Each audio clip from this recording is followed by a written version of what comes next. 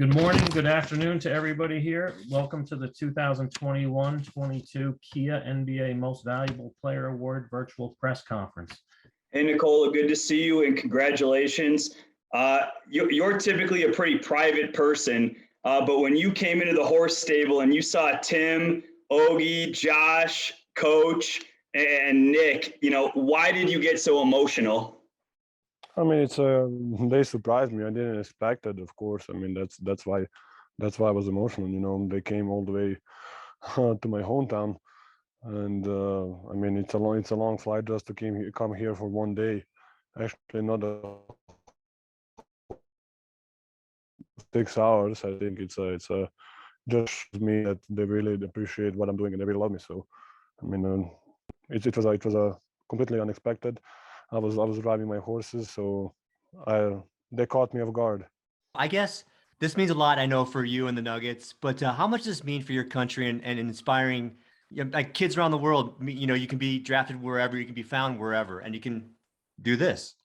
I mean, to be honest, I don't know. Did I inspire? I mean, I don't know. I'm just, I never thought about that, but I think I put an example that you can do whatever you want to do. If you work hard or if you try hard. So I mean, I think it's not a bad person to look up. I was the 41st pick, came here 1 year after they draft me. So I had all the stories. So I think not a bad person to look up for. When you look at this award and what it means, and now going forward, you said in the past that it's a great honor and everything, but you want to win an NBA championship. With that being said, how important for you and your role as the leader on this team to take this award and help grow this franchise called the Denver Nuggets? I think when you start playing basketball, you want to win something as a group, as a team. So I think it's just normal thinking, so all those individuals award is something that come and go, like people are picking who's gonna win it, and the championship is you winning it. So that's probably the best way of to describe how I'm thinking. So you win something, and MVPs and all those individual awards, they basically give to you. So I mean, but we have a great group of guys. So hopefully we're gonna be better in the next years. I want you to talk about your passion for horses. I know it's pretty important for you, and they were even more important in basketball. What's there for you? What it's like for you to have this passion? I mean, that's my stress relief. That's something that I love to do, and I'm even when I'm playing in the season, I'm following a couple guys that I met in Italy, in USA, couple guys in Hungary, and of course my horses. So I think that's something that you can go away from basketball, and for me works really well because it keeps me calm and keeps me really relaxed. And I really love to do that in my free time, and I think that's what I'm gonna do when I finish my career. Hey, NIKOLA, you said if you were to win, you were going to celebrate with some music and beer. How'd you celebrate yesterday? With some music and some beer. pretty simple. And a little bit of rakia, but Nick can tell you stories about that. Okay, thanks. Zdravo, Nikola, Ivan Ognjanović, televizija Arena Sport. Evo, možemo na našem jeziku neko pitanje da čujemo, da ti čestitam prvo u ime svih nas sa Arene koje prenosimo naravno NBA čitave sezone i to sve znaš, da te ne divim sa time.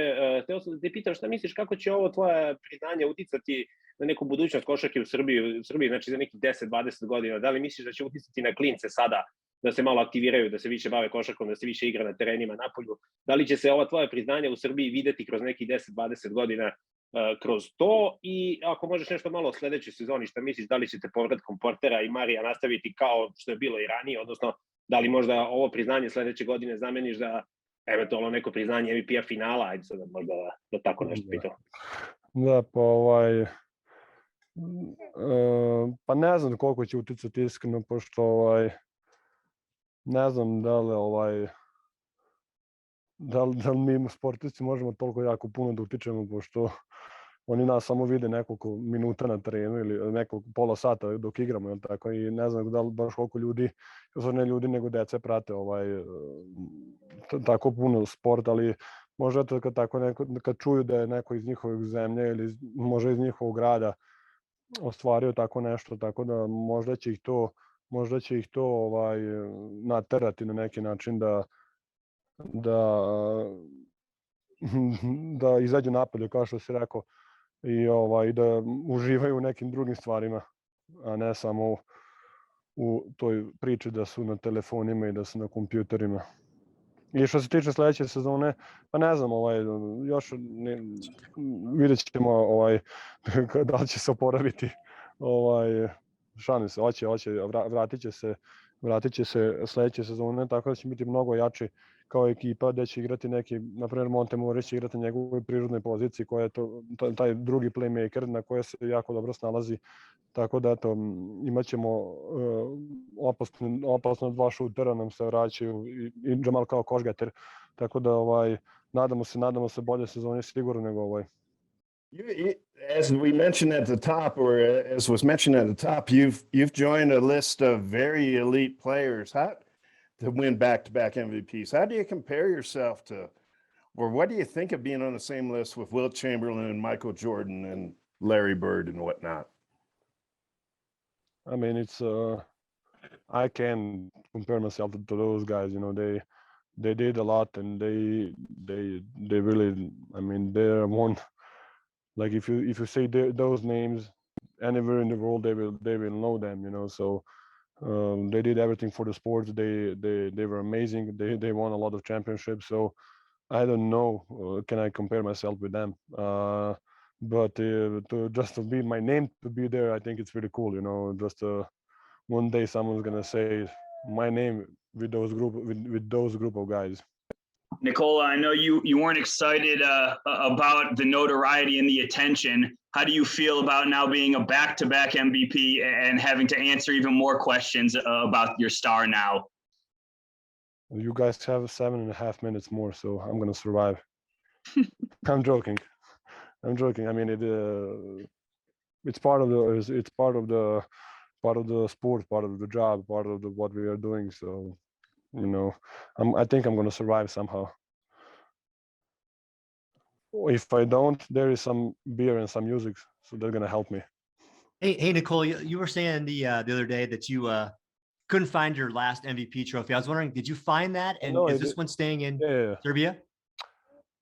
I couldn't find it because we were moving, so that's why it wasn't my fault. It was Natalia's fault. I know where my last one is, and I know where this one is. The ball that I get. It's kind of heavy. I'm not gonna lie. You're a leader of the Denver Nuggets, and as they've mentioned, back-to-back now MVPs. Do you consider yourself one of the leaders, one of the ambassadors, if you will, of the NBA in its entirety? There is a lot of great players that play that I cannot consider myself one of the league leaders. So there is a lot of good players in the league right now. For the first time in history, the first three players in the MVP trophy are international players, and there's one more, Luka Doncic, who finished fifth. Obviously, this says a lot about the globalization of the game, and I'm curious about how playing in the NBA became real for you. When did you start dreaming about that, and when did you start thinking it was a possibility instead of a dream? Probably my second year when I kind of relaxed and when I figured out, okay, I came here, so I'm gonna be here. Because my first year, I was in let's say panic. I was like, I was doing everything 100%. I was like running around like a fly without a head, you know. And then actually in my first year, they just told me like, just take a day off. They took me with the breakfast and practice. And I came home. And I told I think my brothers, like, they kicked me out of the practice.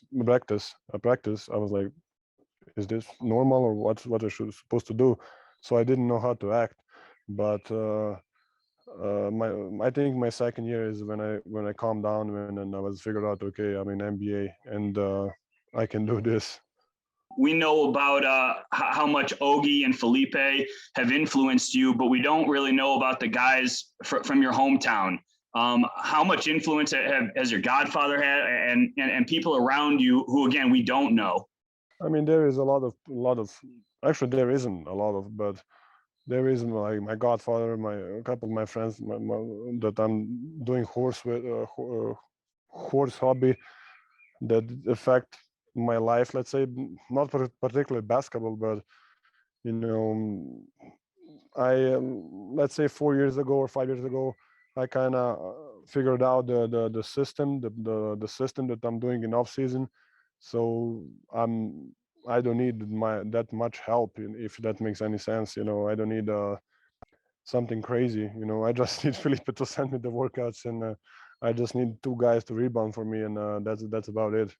Ćao Nikola, pre svega čestitke na ogromnom uspehu i svemu što si uradio. 2 MVP titula su Hvala velika puno. stvar.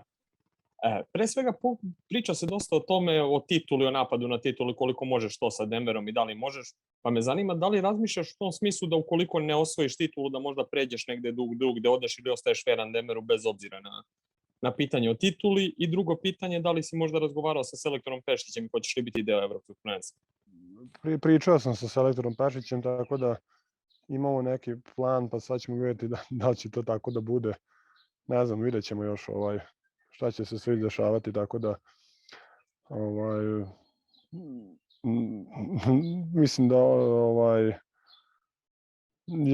ne mogu još da dam odgovor, tako da sačekat ćemo još povodom tog pitanja. Što se tiče sledeće sezone,